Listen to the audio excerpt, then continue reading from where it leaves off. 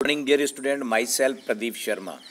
Dear student, today I will revise your geography second chapter. That is very important for your PT2. So hence listen to me carefully and watch the video carefully. तो बच्चों, आपका second chapter है land, soil, water, natural vegetation and wild life resources. इस chapter में हम revise करेंगे land.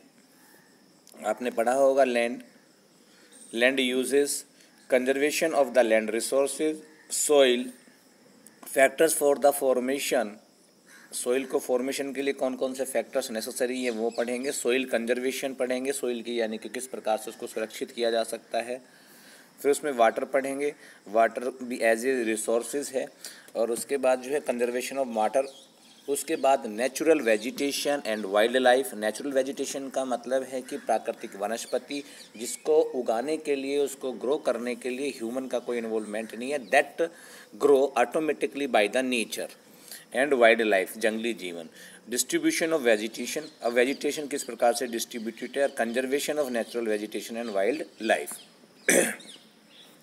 अब सबसे पहले आपका आ जाता है, देखिए यहाँ पे आपने पढ़ा होगा कि Darjeeling famous the world over for its tea leaves. जो दार्जिलिंग जो एरिया है, बंगाल का जो एरिया है, उस साइड में आप जाएंगे तो that is famous for the tea leaves, यानी कि चाय की पत्तियों के लिए फेमस है। एंड टी गार्डन्स, और चाय के बागानों के लिए। वाइल जैमिका और अरेबिया, ये इन दोनों वर्डों को आप यूज़ कर लेंगे। जैमिका और अरेबिया, ये क्या है, ये कॉफ़ी की बेस्ट वैरायटीज़ में है जो इंडिया में पैदा होती हैं और वर्ल्ड में इसकी डिमांड है। ध्यान कर लेना आप, ये 10th के बोर्ड में भी है, 10th बोर्ड में भी आपका है। Eastern Europe and Australia are very famous for their wines, इसलिए कहा ईस्टर्न यूरोपिया और आपका जो ऑस्ट्रेलिया है वो वाइन्स के लिए बहुत फेमस है। Do you know why India is not famous for its wine and coffee.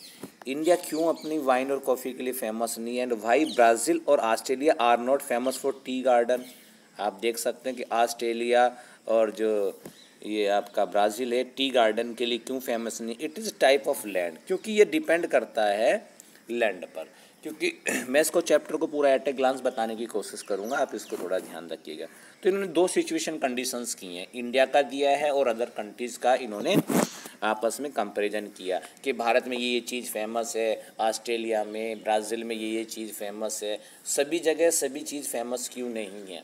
इसका कारण है कि वहाँ का डिफरेंट टाइप का सोइल है और सोइल में डिफरेंट टाइप के न्यूट्रिएंट्स होते हैं जो डिफरेंट टाइप के जो आपके प्लांट्स हैं उसको आवश्यक होती है। द वेरीड लैंडफॉर्म्स, क्योंकि वहाँ पे लैंडफॉर्म्स अलग अलग हैं अराउंड द वर्ल्ड, ठीक है। Conjunction with the atmosphere and the water available are important factor. उसके लिए आपको पता है प्लांट्स को ग्रो करने के लिए आपको वाटर प्लांटेशन की वाटर की ज़रूरत पड़ती है, अदर फैक्टर्स की ज़रूरत पड़ती है, सोइल की ज़रूरत पड़ती है। अगर हम पूरे अर्थ की बात करते हैं तो वहाँ पर सबसे पहले हम लैंड की बात करते हैं। लैंड की बात करिएगा। The part of the earth which is not covered by the water is called the land, ठीक है। जमीन जो आपका अर्थ का, पृथ्वी का वह भाग जो पानी से ढका हुआ नहीं है, क्या कहलाता है, लैंड कहलाता है। It is one of the most important natural resources, ये भी एक नेचुरल रिसोर्स है।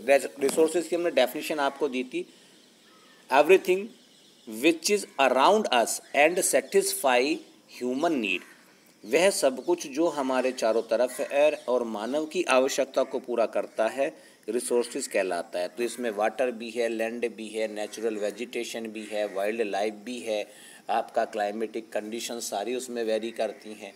तो एवरीथिंग, तो इसमें हम दो चार चीज़ों को पढ़ेंगे। इसमें पहले आपका लैंड पढ़ रहे हैं। The total surface area for land, अगर लैंड का हम सरफेस उसका करते हैं तो लैंड कितना है हमारे पास में 510,072,000 स्क्वायर किलोमीटर, इतना लैंड का एरिया पूरे वर्ल्ड में। आउट ऑफ इसमें से 29.2% लैंड एंड द रिमेनिंग इतने परसेंट इज वाटर। केवल लैंड का एरिया इतना है और इसमें वाटर कितना है, इतना, लगभग 71% इसमें आपका वाटर है। This means the only 29.2% is available for the human life, यानी कि पानी में तो आदमी रह नहीं सकता, तो इसलिए 29.2% ही केवल अवेलेबल है फॉर द वाटर। अब इसमें टोटल सरफेस एरिया दिया गया, इसको आप नोट कर लेंगे, इतना है टोटल लैंड एरिया इतना है आपका, and area covered by the water इतना है। आप इसको ज़रूर एक बार नोट कर लेंगे। Through only the small percentage of land available हमारे पास में अवेलेबल थोड़ा ही है, और इसमें भी जितना भी लैंड है वो लैंड भी in fact 90% world's population occupies only 30% of the land area. जितना भी लैंड है, मान लिया अभी 100% आपका अर्थ है, अर्थ में 29.2% आपका लैंड है, रेस्ट ऑफ ऑल जो है आपका, ठीक है, कितना है आपका 78.8 लगभग जो है आपका लैंड है, और इसमें भी 30% पर ही केवल पॉपुलेशन है, 30% पर केवल पॉपुलेशन है। रेस्ट ऑफ ऑल पर जो एरिया है वो स्पार्सली जो आपका पॉपुलेटेड है, कि कम पॉपुलेशन वहाँ पर है। तो यहाँ पर पॉपुलेशन डिस्ट्रीब्यूशन हम इसके बात करेंगे, पॉपुलेशन डिस्ट्रीब्यूशन कैसे हो रहा है इसमें जनरल वे में बहुत आराम से मैं आपको बताता हूँ। देखिए यहाँ दो वर्ड दिए हैं कि स्पार्सली पॉपुलेटेड, एक दिया डेंसली पॉपुलेटेड। तो ये क्या डिपेंड करता है मैं आपको बताता हूँ। भाई डेंसली पॉपुलेटेड का मतलब है जहाँ पर पॉपुलेशन ज़्यादा है। पॉपुलेशन कहाँ पर ज़्यादा होगी? जहाँ पर उनको खाने के लिए मिलेगा, रहने के लिए जगह मिलेगी, एक जगह से दूसरी जगह मूव करने के लिए प्लेस मिलेगा, और क्लाइमेटिक कंडीशंस भी उसके लिए अवेलेबल होगी, यानी कि वाटर अवेलेबिलिटी, लैंड भी अच्छा होगा जिसमें अब वो प्लांट्स ग्रो कर सके। तो जहाँ पर ये चीज़ें सब कुछ अवेलेबल होंगी वहाँ पर डेंसली पॉपुलेटेड होगा। जैसे मैं आपके जहाँ पर आप रहते हैं यूपी की बात करते हैं, बिहार की बात करते हैं, यहाँ पर जो ज़मीन है, लैंड है, वो उपजाऊ है, उस पर बहुत सारे प्रकार के जो प्लांट पैदा किए जा सकते हैं, जैसे वीट प्लांट्स हैं, आपके अदर प्रकार के जो प्लांट्स हैं जिससे हम अपनी फसल पैदा करते हैं, अपनी खाने की चीज़ें मुहैया कराते हैं। दूसरी चीज़, अब स्पार्सली पॉपुलेटेड की बात करते हैं। स्पार्सली पॉपुलेटेड एरिया कहाँ पर मिलेगा? जहाँ पर इन चीज़ों की कमी है। जैसे आपका है माउंटेन्स एरिया, हिली एरिया, जहाँ पर ज़मीन में उपजाऊता नहीं है, फर्टिलिटी नहीं है। तो ये आप इसमें आप देख सकते हैं, ग्रीनलैंड, मंगोलिया, सर्बिया, ये सारी चीज़ें इसमें आपकी नोट कर लीजिएगा, ठीक है।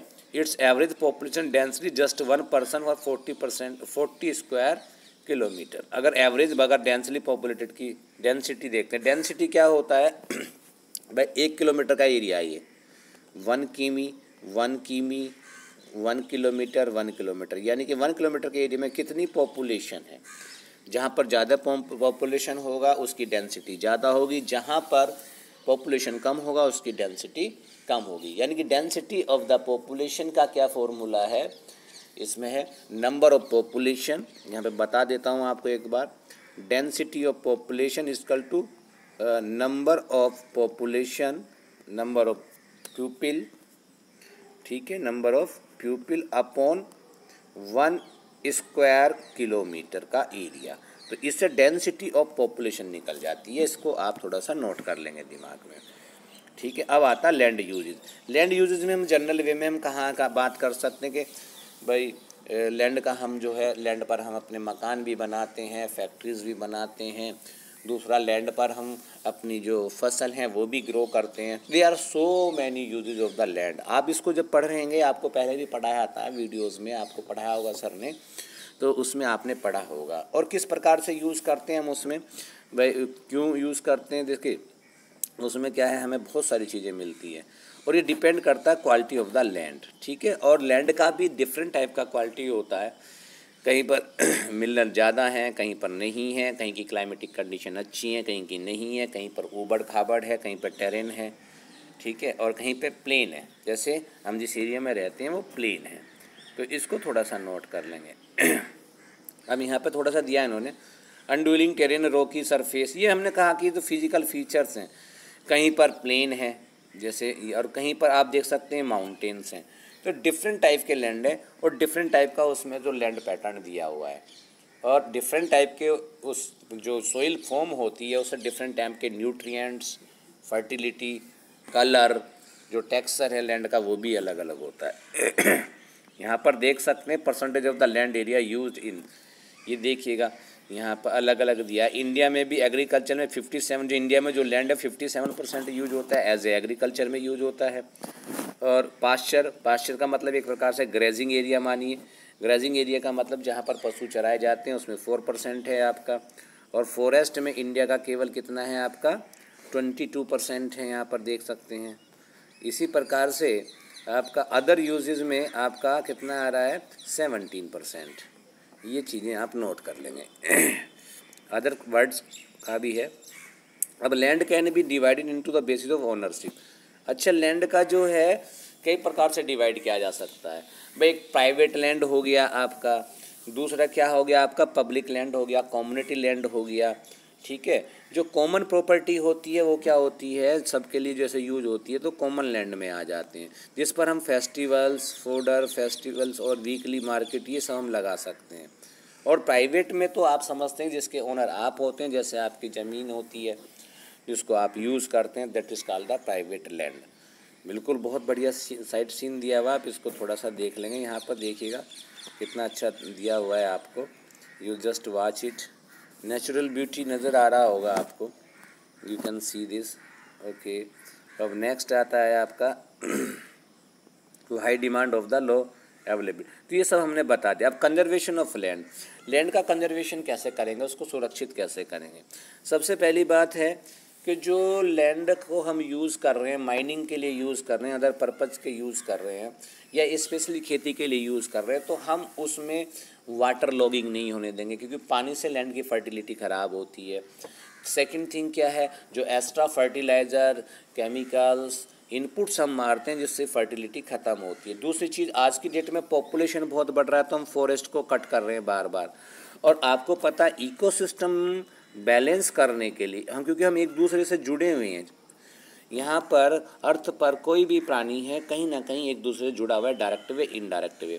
तो फॉरेस्ट को कट कर रहे हैं तो आपको ऑक्सीजन की कमी हो जाएगी। दूसरा, जो हमारा जो इनबैलेंस हो जाएगा पूरा का पूरा इन्वायरमेंट, तो इन चीज़ों को हमें उसमें सेव करना है। आज चैप्टर एट ए ग्लांस ही बता रहे हैं ताकि आपको थोड़ा सा इसका एक बार आ जाए कि उसको हम जब लैंड कट करते हैं तो उसके सिस्टम को बोलते हैं डिफॉरेस्टेशन। तो डिफॉरेस्टेशन हमें अवॉइड करना चाहिए, क्योंकि आजकल पॉपुलेशन बढ़ रही है, उनके लिए हमें ज़मीन चाहिए घर बनाने के लिए, सड़क बनाने के लिए, हॉस्पिटल्स एटसेट्रा। तो जो हमारा कवर्ड एरिया है वेजिटेशंस का, हम उसे काट रहे हैं जिससे पूरा सिस्टम गड़बड़ा रहा है। तो उसको हमें सेव करना चाहिए। और बहुत सारे फार्मर्स हमने बताया था using harmful pesticides medicines to get better yield, however this harmful pesticide degrading the soil quality. मैंने कहा ना, सोइल की जो क्वालिटी है वो डिग्रेड कर रहे हैं।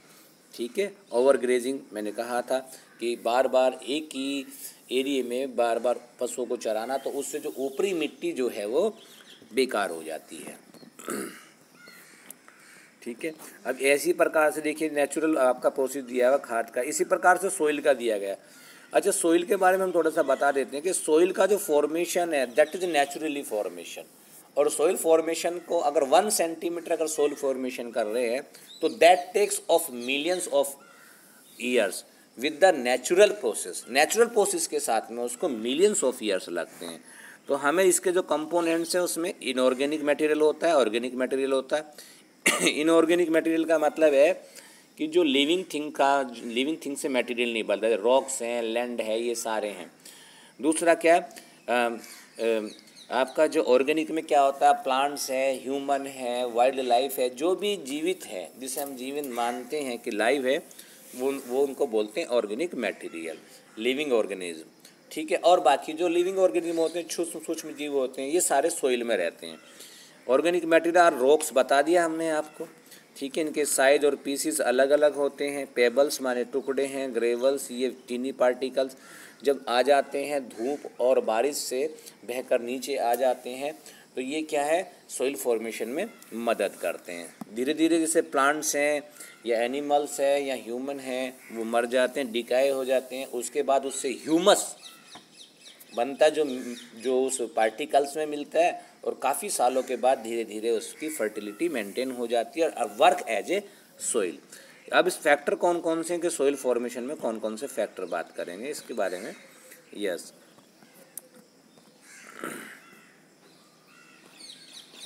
ठीक है, सबसे पहला nature of the parents rock. मैंने कहा कि मिट्टी जो बनती है पेरेंट्स रॉक से मिलती है। वेदरिंग एक सिस्टम होता है जो बारिश और धूप से पत्थर टूट जाता है, धीरे धीरे चीनी पार्टिकल्स में बन जाता है।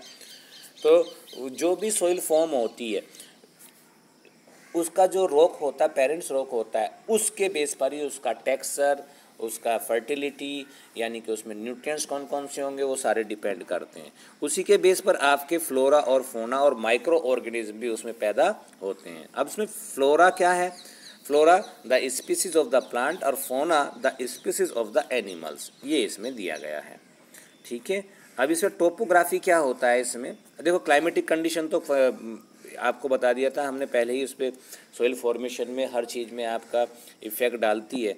और दूसरा टोपोग्राफी, जो अपर पार्ट होता है, जो जिस पर वेजिटेशन और जो सारी हमारे प्लांट्स ग्रो होते हैं, उसको भी हमें मेंटेन करना चाहिए। ठीक है, जो भी फैक्टर्स हैं उसको हमें इसमें मेंटेन करना चाहिए। ठीक है, हमने बता दिया था water being to be move, ये देखिए कितना अच्छा आपका सीन दिया हुआ है। ठीक है, अब इसके लिए हमें डिफरेंट टाइप के मेथड हमें यूज़ करने चाहिए। सबसे पहले आपका आना चाहिए mulching. Mulching is one of the simplest and the most beneficial, ठीक है, प्रैक्टिसेज है, यानी कि जिससे हम सोइल को कंजर्व कर सकते हैं। उसके हमने फैक्टर्स बताए हैं कि कौन कौन से फैक्टर्स हम इसे यूज़ कर सकते हैं, कौन कौन सा। Mulching is the practice is spreading A protective layer of material on the top, यानी कि मल्चिंग से क्या है, जो एक प्रोसीजर है, इसमें जो सोइल का टॉप लेयर है उसको हम आसानी से सेव कर सकते हैं। जो उसके अंदर मटेरियल्स है उसको हम आराम से यूज़ कर सकते हैं। This helps to be retain moisture, उसमें मॉइस्चर होगा, नमी होगी। रिड्यूस इरोजन, इरोजन का मतलब है खास होना, ऊपर से मिट्टी नहीं उड़ के जाएगी। Provide nutrients and suppress weed, weeds का मतलब होता है अनवांटेड प्लांट्स। तो mulches can be either organic, organic भी हो सकता है, ग्रास, स्ट्रा, बार्क, बार्क का मतलब छाल, पीसीस, और इनऑर्गेनिक में like stone, brick pieces, plastic, ये दोनों प्रकार का हो सकता है। ठीक है, अब आता है contour farming. Material like stones, grass and use to be make the barriers. भाई आपका ये ज़मीन है, यहाँ से बारिश में और हवा में मिट्टी उड़ जाता है, तो यहाँ पे हम पत्थर वत्थर लगा देते हैं, चारों तरफ मेड लगा देते हैं, तो उसी को हम एक प्रकार से कंटूर फार्मिंग भी बोल सकते हैं, बैरियर्स बोल सकते हैं। ऐसी टेरेस फार्मिंग है, रोक पे डैम, रोक डैम बना सकते, छोटा छोटा ऑब्स्टिकल्स, पानी ना फ्लो हो बारिश में, जो जैसे हमारे रोक पर ज़मीन है, पहाड़ों पर ज़मीन होती, तो उसमें क्या है, हम रोक बैरियर डैम बना सकते हैं, पानी रोक सकते हैं उसमें। टेरेस, टेरेस में क्या हम स्टेप फार्मिंग कर सकते हैं, छोटी छोटी। जब आप पहाड़ों पर जाएंगे तो आपको सीढ़ीदार खेत मिलेंगे। और आपका नेक्स्ट है आपका कॉन्टोर फ्लोइंग। कॉन्टोर फ्लोइंग की यह बात करेंगे यहाँ पर। और contour flowing is the practice of flowing across the slope flowing. ये क्या, ये भी वही ठीक है। यहाँ पे एक रो बना देते हैं, देखिए आपने खेत में देखा होगा, अपने खेत में चारों तरफ जो पेड़ लगा देते हैं, यूकेलिप्टिक के पेड़ लगा देते हैं, अलग अलग प्रकार के पेड़ लगा देते हैं, क्योंकि जब भी पानी बारिश हो या फिर तेज़ आंधी आए या और कोई प्रॉब्लम्स हो, तो उस खेत की मिट्टी बह कर ना जाए, तो बड़े बड़ी लाइनें लगा देते हैं, रो लगा देते हैं, इसकी कतार पेड़ों की लगा देते हैं। ठीक है, जिससे सब कुछ वहाँ का एज इट इज़ रहे, सोइल की फर्टिलिटी मेंटेन रहे। शेल्टर बेल्ट भी हमने बता दिया आपको ये सारा। इंटरक्रॉपिंग, इंटरक्रॉपिंग का मतलब है कि हम जो हैं, अभी हम एक ही खेत में गन्ने की फसल ले रहे हैं, लगातार गन्ने की फसल लिए जा रहे हैं, तो गन्ने के जो प्लांट्स को न्यूट्रिएंट्स चाहिए वो लगातार उसमें से ज़मीन से आपकी सोइल से निकलते रहेंगे, धीरे धीरे उस न्यूट्रिएंट्स की उसमें कमी आ जाएगी। सोइल को रिन्यू होने के लिए एक प्रकार से टाइम चाहिए, तो हमें क्रॉप्स जो हैं बदल बदल कर बोते रहने चाहिए, या उसमें एक ऐसी चीज़, ऐसा प्लांट्स भी बोना चाहिए, ऐसी फसल भी बोनी चाहिए जो सोइल की फर्टिलिटी को मेंटेन करने में मदद करे। उसी सिस्टम को इंटरक्रॉपिंग कहते हैं, जब दो या दो से ज़्यादा क्रॉप साइमल्टेनियसली सेम फील्ड में बोई जाती हैं। बहुत इंपॉर्टेंट है, इसको ध्यान रख लेना। ठीक है, आगे देखते हैं। शेल्टर बेल्ट मैंने बता दिया, देखिए बेल्ट लगा दिए प्लांट्स के, देखिए इससे निकलेगा नहीं, एक प्रकार से यहाँ पे ये लगा दिया ना, पौधों का पूरा प्लांट लगा दिया रो में, इसी प्रकार से आप देख सकते हैं। ठीक है, अब आगे देखते हैं। इसमें नीड टू बी कंजर्व। अगर देखिए ये जो रिसोर्सेज हैं वो लिमिटेड हैं, ये रिसोर्सेज क्या है, लिमिटेड है, ना तो लैंड बढ़ेगा, इलास्टिक नहीं है, रबड़ नहीं है कि बढ़ जाएगा। इसी प्रकार से जो भी नेचुरल चीज़ें हैं उनको फॉर्म होने में लाखों साल लगते हैं, तो इसलिए हमें उसको रिजर्व करना चाहिए और उसको कंजर्व भी करना चाहिए। ठीक है, अभी आपका पूरा एरिया इसमें दिया हुआ है, आपकी कुछ पिक्चर्स दी हुई हैं, इनको ज़रूर वॉच कर लेंगे। ठीक है, कंजर्वेशन ऑफ वाटर। अब वाटर की बात करते हैं, मैं पूरा इसमें डिस्ट्रीब्यूशन नेचुरल वेजिटेशन की बात भी करेंगे, तो ज़्यादा तो मैं समय नहीं लूँगा, क्योंकि इसमें आपको नेक्स्ट वीडियो में मैं मंडे को आपको ज़रूर बता दूँगा, वरना आप ये पूरा चैप्टर पढ़ सकते हैं। देखिए वाटर भी हमारे पास में, मैं वाटर का और वेजिटेशन का दोनों को बता देता हूँ थोड़ा सा एक बार। वाटर क्या है हमारे पास में, लिमिटेड है। वैसे पूरे अर्थ पर वाटर का जो परसेंटेज है as compare to the land, वो आपका लगभग जो है बहुत ज़्यादा है। लेकिन हम जो है फ्रेश वाटर की बात करते हैं, जिसे ह्यूमन यूज़ करता है और हम इरिगेशन सिस्टम में यूज़ करते हैं, दैट इज़ वेरी लेस। अगर फ्रेश वाटर है जो हमारे यूजेस में आ रहा है, वो इतना कम है कि अगर हम जिस वे में आज की डेट में इनॉर्मस वे में यूज़ कर रहे हैं, तो that will be finished after some time. तो हमें उसको जो है सेव करना चाहिए। बाकी जो वाटर अवेलेबल तो है, लेकिन वो साल्टी वाटर है, खारा पानी है, जिसे ना तो हम इरिगेशन में यूज़ कर सकते हैं, ना हम डेली यूज़ में यूज़ कर सकते हैं। जो फ्रेश वाटर की अवेलेबिलिटी कम होने के कारण we need to be conserve the water resources. अब नेचुरल वेजिटेशन हमने आपको बताया था और वाइल्ड लाइफ बताया था। Everything is related to human, या जो भी लिविंग थिंग्स है वो एक दूसरे से जुड़े हुए हैं। अगर आज की डेट में आप डिफॉरेस्टेशन कर देते हैं, नेचुरल वेजिटेशन को सारा काट देते हैं, तो ना तो आपको ऑक्सीजन मिल पाएगी, और जो ज़रूरत की चीज़ें ना तो क्लाइमेटिक कंडीशन को मेंटेन किया जा सकता है। ठीक है, इसी प्रकार से सारे वाइल्ड लाइफ जो है, जंगली जीवन जीवों को हम मार देंगे। कुछ उसमें हमारे नेचुरल सफाई कर्मी है, जैसे वल्चर हो गए, और जो कुछ ज़मीन को फर्टाइल बनाते हैं, तो उनका भी बहुत बड़ा महत्व है, उनको भी हमें कंजर्व करना चाहिए। वो अलग बात है हम जू में कंजर्व करें या कहीं भी करें, या हम जो है एफॉरेस्टेशन करें, प्लांट्स लगाएं, ये सारी चीज़ें हैं। तो ये डिस्ट्रीब्यूशन दिया गया कि distribution of the natural vegetation सभी जगह एक जैसा नहीं है, कहीं पे कुछ है और कहीं पे कुछ है। Depend on the climatic conditions, topography of the soil, ये सब, और रेनफॉल कि कहाँ कहीं ज़्यादा है, कहीं पे कम है। आपने देखा होगा, पिछली क्लासेस में पढ़ा होगा कि डिफरेंट टाइप का नेचुरल वेजिटेशंस हमारे पास में होता है। तो भाई एवरग्रीन फॉरेस्ट है, डिसिडियस फॉरेस्ट है, ये सारी चीज़ें आपकी उसमें आती हैं। ठीक है, तो ये आपका चैप्टर एट ए ग्लांस है, हमने आपको बता दिया था, आप इसको पढ़ लेंगे एक बार। और बाकी का ये कन्वेंशन दिया था CITES, ये बनाया था कि वाइल्ड फोना और आपका ज़मीन की फर्टिलिटी जो स्पीसीज़ है उस पर प्लांट्स की, उसको हमें जो है मेंटेन करना है। अभी बताया तो मैंने फोना, दूसरा फोना तो आपका तो हो गया एनिमल्स का, फ्लोरा हो गया स्पीसीज ऑफ द प्लांट। तो इसको मेंटेन करना हमें बहुत ज़रूरी है। तो डियर स्टूडेंट, यही आपका चैप्टर एट ए ग्लांस है, क्योंकि एक वीडियो में केवल इतना ही समझाया जा सकता है, वरना वीडियो बहुत लंबी हो जाती है, क्योंकि ये पहले भी आपका एक्सप्लेन हो चुका है। आई होप कि आपको समझ में आया होगा और आगे आप इसको पढ़ेंगे और you will be ready for the exam. Thank you, have a nice day.